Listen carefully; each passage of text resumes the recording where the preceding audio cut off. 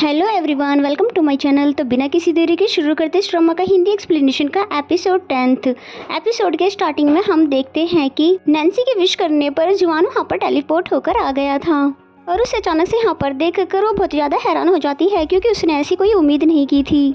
और जुआन भी यहाँ पर आ ही गया था तो वो रूबी इस गेम खेलने के लिए उसके साथ तैयार हो गया था, जिसके बाद वो चारों ही गेम खेलने के लिए एक रूम के अंदर एंटर हो जाते हैं और हमारी लैंग्वेज में इसे भूत बंगला कहते हैं। और यहाँ पर कुछ मिशंस होते हैं जिन्हें कंप्लीट करने के बाद ही ये लोग बाहर जा सकते हैं।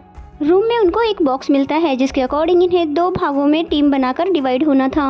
इसलिए सीसी ने अपने बॉयफ्रेंड के साथ और जुआन के साथ नैन्सी ने ग्रुप बना लिया और फिर बचते बचाते वो एक रूम के अंदर एंटर होते हैं जहाँ पर उन्हें आखिरी टास्क मिलता है और इसे कंप्लीट करने के बाद ही ये दोनों यहाँ से बाहर जा पाएंगे।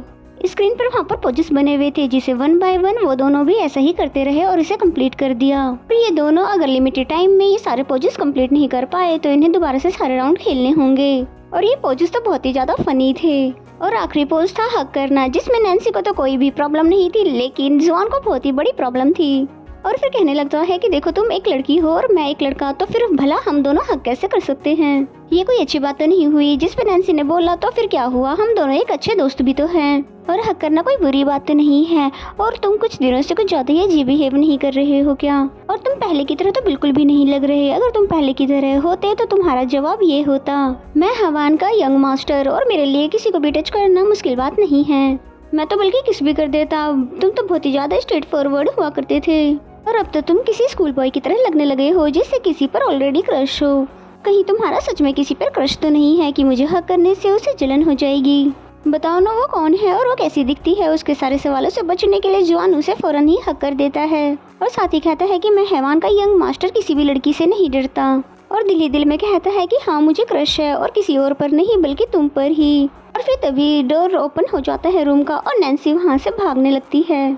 और बेचारा जुआन ना तो अपनी फीलिंग छुपा पा रहा है और ना ही अपनी फीलिंग बता पा रहा है। एंड देन नेक्स्ट सीन में ये चारों साइकिलिंग करते हुए घर वापस आ रहे थे, जहाँ पर जुआन दिल ही दिल में सोच रहा था कि मैं जितना ज़्यादा सोचता था ये लड़की उससे भी ज़्यादा स्टूपिड है, क्योंकि अभी तक वो मेरी फीलिंग नहीं समझ पाई। जबकि नैन्सी तो बहुत ही ज़्यादा खुश थी क्योंकि जुआन का मूड काफ़ी ज़्यादा बेटर है। और फिर जुआन उसके साथ मस्ती करने लगा और फिर दोनों रेसिंग करते हुए घर पहुँचते हैं। और घर पर मॉम उससे खुश होने की वजह पूछने लग जाती है, जिस पे नैन्सी बोलती है मुझे स्माइल करने के लिए किसी वजह की तो जरूरत नहीं है। और साथ में वो ये भी पूछती है कि तुमने नॉवल लिखना क्यों छोड़ दिया है, जिस पे नैन्सी ने बोला कि अब मैं बॉस को बहुत अच्छे से जान गई हूँ, उन्हें फैंटेसाइज करने का दिल ही नहीं करता। जिसपे मॉम ने कहा उन्हें नहीं तो किसी और को कर लो ना। और यहाँ पर एक पल के लिए तो नैन्सी को जुआन का ख्याल आता है लेकिन फिर सोचती है कि मैं उसे हमेशा के लिए यहाँ पर तो नहीं रोक सकती। और फिर जुआन को दिखाते हैं जिसकी बेचैनी काफी हद तक कम हो गई थी और फिर सोचने लगता है कि अगर मुझे सुकून इसी तरह से आता है तो ऐसे ही सही। और वैसे भी उस बेवकूफ लड़की को कौन सी मेरी फीलिंग समझ आ जानी है। और फिर नैन्सी को मैसेज करके बताता है कि मुझे आज का गेम बहुत ही अच्छा लगा और फ्यूचर में भी ऐसी ही चीजें अरेंज करती रहना। एंड देन नेक्स्ट मॉर्निंग का सीन दिखाया जाता है जहाँ पर जुआन बहुत ही अच्छे से रेडी हो नैन्सी के लिए बहुत ही अच्छे से ब्रेकफास्ट बनाता है, क्योंकि उसे पता है कि जाने से पहले नैन्सी जरूर उससे मिलकर जाती है। और फिर गेट पर खड़े होकर बहुत देर तक उसका इंतजार करता है, पर नैन्सी अनफॉर्चुनेटली उसे बिना मिले ही वहाँ से चली गई है। जिसपे तो जुआन को बहुत ही ज्यादा गुस्सा आता है क्योंकि इससे पहले नैन्सी हमेशा उससे मिलकर जाती थी। एंड देन नेक्स्ट सीन में हमें येकिन को दिखाया जाता है जो कि नैन्सी का वही नोवेल पढ़ रही थी जिसमें उसने जुगेन को हीरो बनाया था। और यही पूछने के लिए उसने नैन्सी को भी बुलाया था, जिसपे नैन्सी तो बहुत ही ज्यादा डर गई थी कि कहीं इन्हें मेरे और बॉस के सीक्रेट के बारे में पता तो नहीं चल गया है। लेकिन ये नोवेल देख कर तो बहुत ज्यादा हैरान हो जाती है क्योंकि उसने तो इसे डिलीट कर दिया था लेकिन किसी ने स्क्रीनशॉट लेकर इसे अपलोड कर दिया। और फिर येकिन बोलती है कि अगर मैं गलत नहीं हूँ तो इसमें तुम और जुकेन दोनों मेन लीड हो और तुम्हारा नेबर जुआन एक विलन है।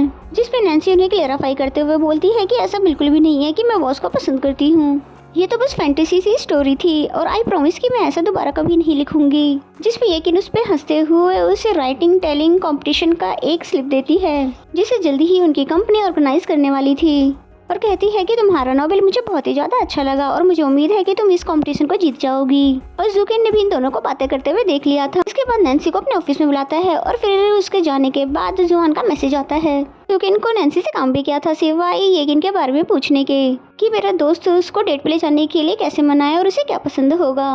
तुम तो एक लड़की हो, उसके बारे में कुछ न कुछ तो जानती होगी। और बेचारा जुआन तो उसके मैसेज का रिप्लाई आने का वेट करता रहा, यही सोच कर कि वो जानबूझकर मेरे मैसेजेस का रिप्लाई नहीं कर रही। और बहुत देर वेट करने के बाद जब उसका रिप्लाई नहीं आया तो जुआन ने उसे और भी मैसेजेस कर दिए और फिर नैन्सी को दिखाते हैं जो कि पहले से ही परेशान है कि बॉस के इतने बड़े बड़े सिगरेट कैसे छुपाए।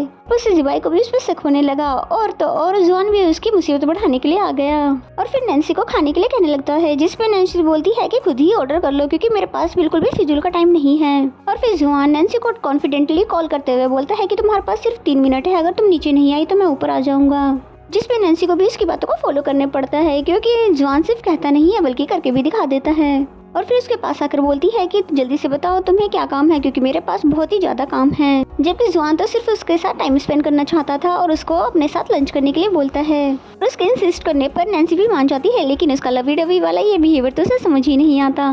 जबकि नैन्सी को तो अभी भी यही लग रहा था कि ये जरूर कोई ना कोई प्लानिंग बना रहा होगा मेरे लिए बॉयफ्रेंड ढूंढने के लिए। जिसके बाद नैन्सी के कलीग्स ने भी इन्हें लंच करते हुए देख लिया क्योंकि इनको तो पहले से ही नैन्सी पे शक था और फिर वो लोग भी इन दोनों को लंच पे ज्वाइन कर लेते हैं, जिसपे तो जुआन को बहुत ही ज्यादा गुस्सा आ रहा था और नैन्सी भी दिल ही दिल में ये बात जानती थी। और मिर्जीबाई तो उससे अजीब से क्वेश्चन करने लगी कि तुम किस शहर से हो और तुम्हारा पैशन क्या है। और यहाँ पर नैन्सी उसके बिहाफ में सारे सवालों के जवाब देती रही क्योंकि जुआन का क्या भरोसा, वो तो सच्ची बता देगा। और जुआन भी उसके सवालों से परेशान हो गया था, इसलिए कॉइन मारकर उसकी चाय गिरा देता है और फिर नैन्सी को उठाकर उसके पास से अपने पास बिठा लेता है क्योंकि जुआन नैन्सी के साथ लवी डवी कपिल होने का ट्राई कर रहा है ताकि उसको सुकून मिले और नैन्सी को कुछ पता भी न चले। लेकिन ये लोग जो मजे से कबाब में हड्डी बनकर आ गए थे, जिसपे तो जुआन को बहुत ही ज्यादा गुस्सा आ रहा था। और फिर जब लंच हो चुका था तो ये सभी लोग वहाँ से जाने लग जाते हैं, जिनके साथ नैन्सी भी जाने लगी थी। और फिर नैन्सी का हाथ पकड़ते हुए उसे रोकते हुए बोलता है कि आज रात को मैं फ्री हूँ और मैं फिर से वही स्कीम गेम वाली गेम खेलना चाहता हूँ, इसलिए तुम्हें मेरे साथ जाना होगा। जिसपे नैन्सी पहले तो बहाना करती है ना जाने के लिए, फिर लेकिन वो कल रात को उसने खुद ही तो उससे वादा किया था, तो भला अब कैसे मना करे। और फिर जुआन ने ये भी क्लियर कर दिया कि इस बार सिर्फ तुम और मैं ही जाएंगे और खबरदार कि तुम सीसी और उसके बॉयफ्रेंड को लेकर आई तो। फिर नैन्सी से हाँ करके चली जाती है, जिसपे जुआन तो बहुत ही ज्यादा खुश हो जाता है कि फाइनली उसे एक बार फिर से नैन्सी को हक करने का मौका मिल गया। एंड देन जूकेन को दिखाते हैं जो कि बहुत ही ज्यादा बहाना बनाकर येकिन से मिलना चाहता था, उससे बात करना चाहता था, लेकिन इस ऑफिस के लोग तो उसे मिलने ही नहीं दे रहे। बेचारे जूकेन को तो अपनी ही कंपनी में उससे बात करने के लिए इतने एडवेंचर्स करने पड़ रहे हैं। बेचारा किसी भी तरह से येकिन से मिल तो लेता है, लेकिन हमेशा की तरह येकिन उससे बिजनेस की बात करके वहाँ से चली जाती है। एंड देन नेक्स्ट सीन में दिखाते हैं कि जैसे ऑफिस का ऑफ होता है तो नैन्सी बाहर देखती है कि जुआन अभी भी बाहर ही खड़ा है। इसी को देखकर जुआन बहाने बना देता है कि मैं तो यहाँ से बस गुजर ही रहा था, जिसपे नैन्सी से बोलती है तुम आजकल कुछ ज्यादा ही वेले नहीं हो गए हो। एंड देन नेक्स्ट सीन में हमें गेम का सीन दिखाया जाता है, जहाँ पर जुआन को पूरी उम्मीद थी कि कोई ना कोई राउंड तो ऐसा होगा जहाँ पर नैन्सी से उसे हक करने को मिलेगा।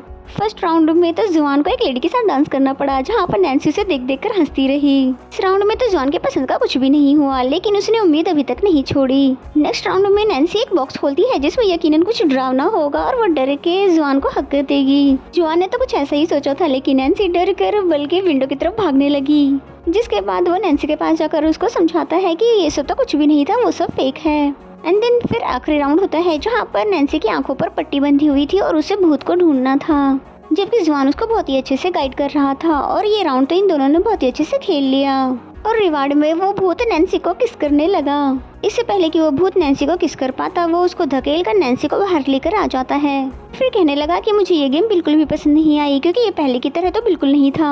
एंड देन नेक्स्ट सीन में नैन्सी को फेरी पार्क में दिखाते हैं, जहाँ पर वो ये आइडिया लेने के लिए आई थी कि कंपटीशन के लिए वो कैसा नोवेल लिखे। और वहीं पीछे खड़ा होकर जुआन भी गॉड से बात कर रहा था कि ये कैसा अनफॉरगेटेबल लव है जो कि सिर्फ मैं ही फील कर पा रहा हूँ। मुझे तो उसकी सारी बातें माननी पड़ती है, लेकिन उसको तो इस बारे में कुछ भी खबर नहीं है।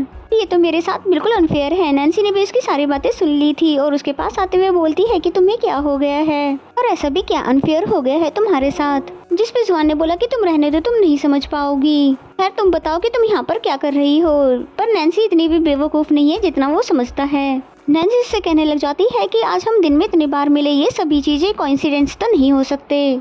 सच सच बताओ कि तुम मुझसे कुछ छुपा तो नहीं रहे हो। और जुआन दिल ही दिल में कहता है कि अचानक से ये इतनी ज्यादा समझदार कैसे हो गई है। बेचारा जुआन इतना ज्यादा डर गया था कि डर के मारे वहीं पर बेहोश हो जाता है। और फिर इसी सीन के साथ ये एपिसोड यहीं पे खत्म हो जाता है। तो मेरा एक्सप्लेनेशन अगर आपको अच्छा लगता है तो वीडियो को लाइक करें और चैनल को अभी तक सब्सक्राइब नहीं किया तो सब्सक्राइब कर लें। तो मिलते हैं नेक्स्ट एपिसोड में।